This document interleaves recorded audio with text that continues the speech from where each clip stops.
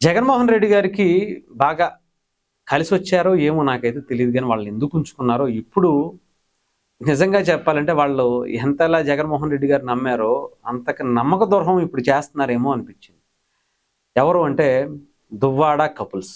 Duvvada couples అంటే దువ్వాడ శ్రీనివాసరావు గారు ఆళ్ళ భార్య అనుకుంటున్నారేమో. కాదు. దువ్వాడ శ్రీనివాస్ గారు, దివ్యల మాధురి గారు. అంటే భార్యాభర్తలు కానీ భార్యాభర్తలనమాట. వాళ్ళిద్దరి గురించి ప్రత్యేకించి చెప్పాల్సిన అవసరం లేదులే గానీ, జగన్మోహన్ రెడ్డి గారి కోసం ఎంత వీర విధేయుల్లా నటించారో, ఎంత ఎన్నెన్ని మాటలు మాట్లాడారో, ఆయన కోసం ఇష్టానుసారం నోరు తెరిసి ఇష్టం వచ్చినట్టు మాట్లాడేశారు. బట్ ఇప్పుడు అధికారం కోల్పోయింది. సోషల్ మీడియాలో రీల్స్ చేసుకుంటూ బ్రతకాల్సినటువంటి పరిస్థితి వచ్చింది. అవి కూడా పాపం మనందరికీ తెలుసు ఎన్ని తంటాలు తీసుకొస్తున్నాయో. ఆఖరికి బిగ్ బాస్‌లు అంటే రాజకీయాల్లో ఏదో గొప్పగా రాజకీయ సేవ చేయాల్సింది, ప్రజలకేదో మంచి చేయాల్సింది పోయి బిగ్ బాస్‌లోకి వెళ్ళి సెలబ్రిటీ అవ్వాల్సినటువంటి పరిస్థితికొచ్చింది. పెళ్ళిడికి వచ్చినటువంటి కూతుర్ని వదిలేసి, ఆ కుటుంబాన్ని వదిలేసి, ఇంకొక పక్క తన కూతురు వయసున్నటువంటి ఇంకొక అమ్మాయితో చట్టాపట్టాలేసుకొని తిరుగుతూ, ఎంజాయ్ చేస్తూ ఆమెను పెళ్లి చేసుకోవాలనుకునేటువంటి ఆయన.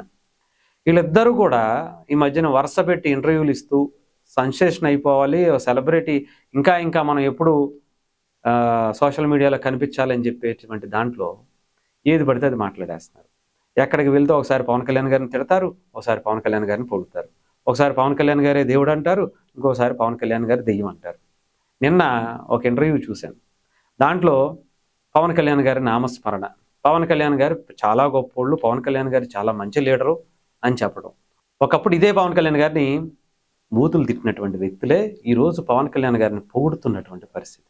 నేను పవన్ కళ్యాణ్ గారికి వీరాభిమానిని అని చెప్పి ఆయన్ని, ఆయన పార్టీని, ఆయన పార్టీ నాయకుల్ని, ఆయన జన సైనికుల్ని, వీర మహిళల్ని వాళ్ళు మెచ్చుకుని వాళ్ళ మెప్పు పొందాలనేటువంటి పరిస్థితికొచ్చారు.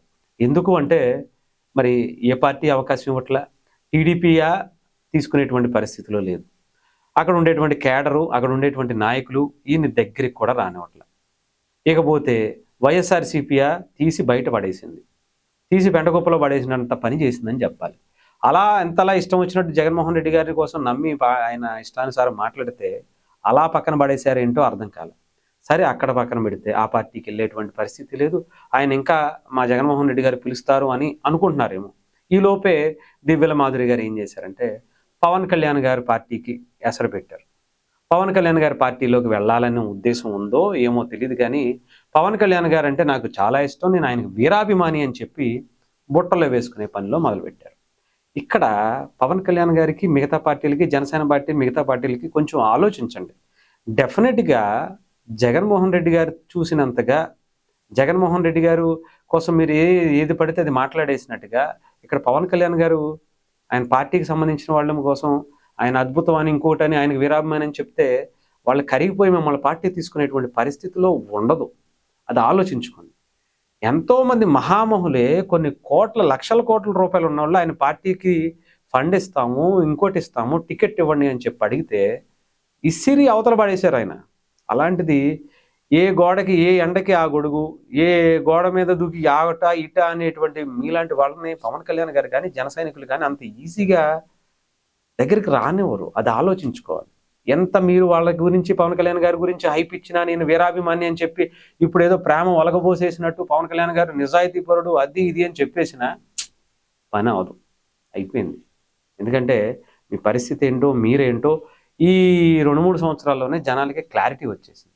ఎస్పెషల్లీ దువ్వాడ శ్రీనివాస్ గారు. ఆయన మీద కొంత అభిమానం ఉంటది నాకు. ఎందుకంటే ఒక స్ట్రెయిట్ ఫార్వర్డ్‌గా ఉండేటువంటి మనిషి ఏది పడితే అది బోలాగా మాట్లాడేస్తారు అని అంటారు. ఎందుకంటే ప్రజారాజ్యం నైట్ టైం అప్పటి నుంచి కొంచెం సిన్సియర్‌గా కనిపిస్తారు. కానీ మధ్యలో పవన్ కళ్యాణ్ గారి గురించి ఇష్టానుసారం మాట్లాడేసి తప్పటడుగు అంటే మీ నాయకుడికి ఆయన మెప్పు పొందడం కోసం మాట్లాడొచ్చు. కానీ ఇంత దిగజారిపోయి మాట్లాడాలా అనుకున్నప్పుడు కొంచెం అర్థమైపోయింది ఆయన గురించి. ఆయన క్యారెక్టర్ ఆయన మరి ఇంత దిగజారిపోయారు. ఆయన కోసం ఆయన కళ్ళల్లో ఆనందం చూడడం కోసం ఈయన నోరు ఏది పడితే అది మాట్లాడేస్తది అనుకున్నప్పుడు అబ్బా! అయిపోయిందిలే. ఈయన కూడా అందరిలాగే వైఎస్ఆర్‌సీపీలోకి వెళ్ళిన తర్వాత ఈయన కూడా అలా అయిపోయాడేమో అనిపించింది. బట్ ఇప్పుడు కూడా అది బయటకు రావాలి అంటే మీరు రాలేకపోతున్నారేమో అనిపిస్తుంది. ఎందుకంటే ఇప్పటికీ ఆ మాటలు అలాగే ఉన్నాయి. కాకపోతే ఆ స్టాండర్డ్‌నెస్ మీరు మీ కుటుంబాన్ని అలా వదిలేయటం, వాళ్ళకి ఇప్పటికీ సరిగ్గా చూసుకోకపోవటం, వాళ్ళని అలా గాలికి వదిలేసి మీరు ఇలాగా దండలు మార్చుకుని హ్యాపీగా చేయటం అనేది కొంచెం కష్టంగానే ఉంది. సో ఏదేమైనా సరే మీరు పవన్ కళ్యాణ్ గారికి జనసేన పార్టీకి వెళ్ళాలి అనే ఆలోచన కొంచెం అవాయిడ్ చేసుకుంటే బెటర్ ఏమో. అంటే ఆ కళ కూడా కనకూడదు ఇంకా. ఎందుకంటే మిమ్మల్ని అయితే నాకు తెలిసి 99% వాళ్ళు కాదు. ముందు పవన్ కళ్యాణ్ గారు అస్సలు యాక్సెప్ట్ చేయరు మిమ్మల్ని. సమస్యే లేదు. ఆయన స్టాండర్డ్‌నెస్ చూసుకుంటారు. వెయిట్ చేపిచ్చేటువంటి పీరియడ్ చాలా ఎక్కువ ఉంటది. మీకు ఆ ఓపిక కూడా ఉండదు. పవన్ కళ్యాణ్ గారు ఆ ఓపిక ఎందుకు పెడతారు అంటే, వీళ్ళలో నేను ఆ ఓపిక పెడితే వాళ్ళ న్యాచురల్‌గా ఉండేటువంటి అన్నీ కూడా బయటకొచ్చేస్తాయి. అందుకనే చాలామంది నాయకులను ఆయన హోల్డ్ చేసి అలా పెడతారు. అంటే పదవుల కోసమే వచ్చారా? అధికారం కోసమే వచ్చారా?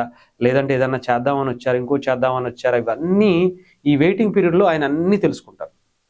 ఆ తర్వాతే ఆయన తీసుకుంటాం అనేది జరుగుతది. అందుకే ఎంతమంది నాయకులొస్తారన్నా, వచ్చినా కూడా వచ్చిన తర్వాత కూడా అలా పెట్టి నొక్కి పట్టి ఆపుతారంటే చూస్తారు. ఆవేశం కట్టలు తెంచుకున్న ఆళ్ళు బయటికెళ్ళిపోతారా? పోనీ అంతే. ఇది మీకు సెట్ అవ్వదేమో అనిపించింది. అందుకే చెప్తున్నా.